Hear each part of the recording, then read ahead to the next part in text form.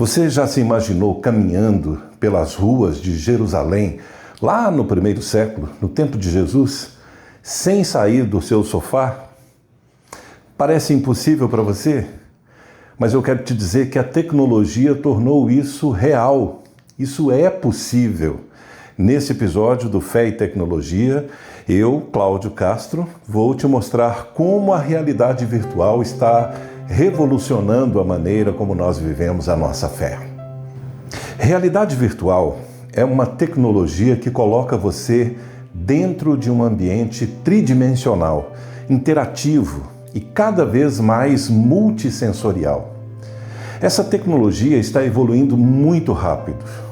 Hoje nós já temos óculos de realidade virtual, bem leves, fáceis de usar, luvas que você usa e que simula o toque em objetos. E olha, hoje já existe até os geradores de aromas. Já começaram a chegar ao mercado. Você sente os cheiros na realidade virtual. Essa capacidade de presença, ela provoca uma pergunta muito importante para nós que somos cristãos. E a pergunta é a seguinte: pode o virtual tornar-se um espaço legítimo de encontro com Deus? Dá para encontrar Deus no ambiente da realidade virtual? Olha, nos últimos anos surgiram iniciativas evangélicas que já utilizam a realidade virtual como campo missionário. Uma igreja norte-americana fundada em 2016 celebra cultos completos, louvor, mensagem e até batismos em ambientes virtuais. Essa igreja permite que os irmãos e irmãs de dezenas de países possam compartilhar desse mesmo espaço de adoração. Uma outra comunidade cristã, também nos Estados Unidos, mantém pequenos grupos no metaverso. E os crentes se encontram com os seus avatares nesse metaverso. Eles leem a Bíblia, eles oram juntos toda semana. E para a devoção individual, a igreja tem aplicativos de meditação em realidade virtual. E eles fazem reflexões bíblicas enquanto o usuário contempla cenários específicos, como, por exemplo, o nascer do sol no Mar da Galileia. Então você está no Mar da Galileia, no nascer do sol, assistindo aquela cena e acompanhando o devocional da igreja. Tem também algumas peregrinações virtuais, passeios interativos por Jerusalém, com vários graus de liberdade, ou seja, você pode se mover nos 3 eixos, para frente, para um lado, para o outro lado, você pode olhar para cima, pode olhar para baixo, girar a sua cabeça, inclinar. Então, esses movimentos vão te conduzindo. E ao mesmo tempo em que você está passeando pelas ruas de Jerusalém, você vai sendo guiado por alguém que vai te explicando as características dos lugares onde você está visitando.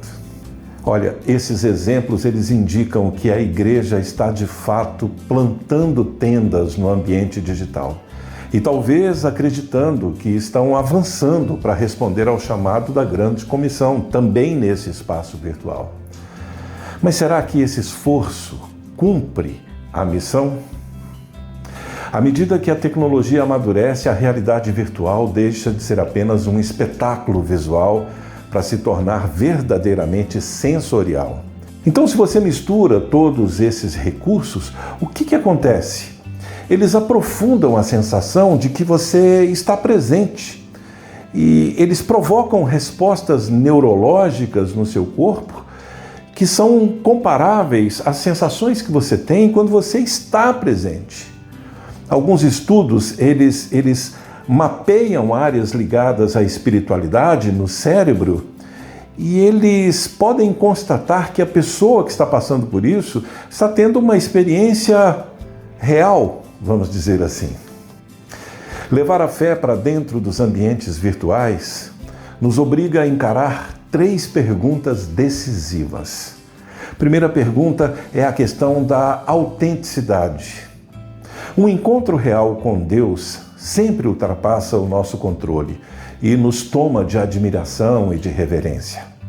Então a pergunta é: será que uma experiência produzida por códigos, por luzes, por cheiros, por tato, elas conseguem manter essa dimensão do surpreendente, do sagrado? Ou a gente corre o risco de reduzir essas experiências a algumas coisas que nós manipulamos, que a gente produz essas sensações? Uma outra pergunta, a questão da comunidade. O livro de Atos mostra que os cristãos, eles partilhavam o pão nas casas e também no templo. Então fica claro pelo texto da Bíblia que a fé precisa tanto do espaço íntimo quanto desse convívio presencial. Então, o papel mais prudente da realidade virtual talvez seja servir como um preparo, talvez como uma forma de catequese que conduz depois a uma celebração física, onde o símbolo encontra matéria e comunidade. Mas em todas essas fronteiras, discernimento pastoral continua sendo indispensável. A tecnologia precisa ser a nossa serva e jamais ser o nosso senhor. Ao mesmo tempo, a realidade virtual apresenta algumas oportunidades e alguns alertas também. No lado positivo, a realidade virtual inclui aquelas pessoas que estão à margem, por exemplo, os idosos, ou pessoas enfermas, ou cristãos que estão em locais de perseguição, pessoas que, por algum motivo, têm dificuldade de se deslocar, têm dificuldade de participar dos cultos. Com essa experiência, elas podem participar, elas podem frequentar estudos bíblicos e vão fazer isso em segurança. E essas pessoas podem experimentar uma experiência muito mais rica, porque as histórias das Escrituras vão ganhar para essas pessoas cores, sons, cheiros e até textura e até o toque. Mas os riscos também pedem discernimento. A fé pode escorregar para um consumo individualista, onde cada um pede uma experiência sob medida e cada um fica na sua, evitando aquele confronto transformador da convivência comunitária. Tem também a possibilidade de uma mercantilização do sagrado. É verdade que isso também acontece nas igrejas presenciais. Tem igrejas presenciais vendendo pacotes VIPs para os seus frequentadores. Então já imaginou você comprar pacotes virtuais, espirituais, vendidos em lojas como se fosse uma espécie de entretenimento religioso? E a possibilidade dos líderes delegarem o cuidado pastoral presencial para um algoritmo, o pastor algoritmo? E aí você tem no ambiente virtual o gabinete do pastor. Em última análise, a realidade virtual ela poderá ser tão edificante quanto o coração de quem está usando. Uma bênção quando aprofundar os laços da igreja, mas pode ser uma pedra de tropeço quando tentar ocupar o lugar da comunhão viva que só acontece aos pés de Cristo.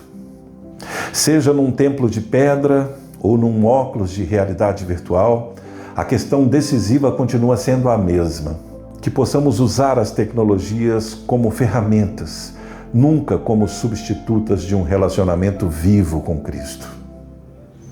E você, já participou de algum culto ou de alguma experiência cristã em realidade virtual?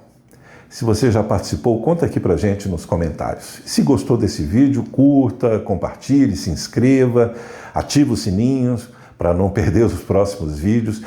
Você sabe aí o que deve fazer, né? Muito bom ter você por aqui. Te espero no próximo.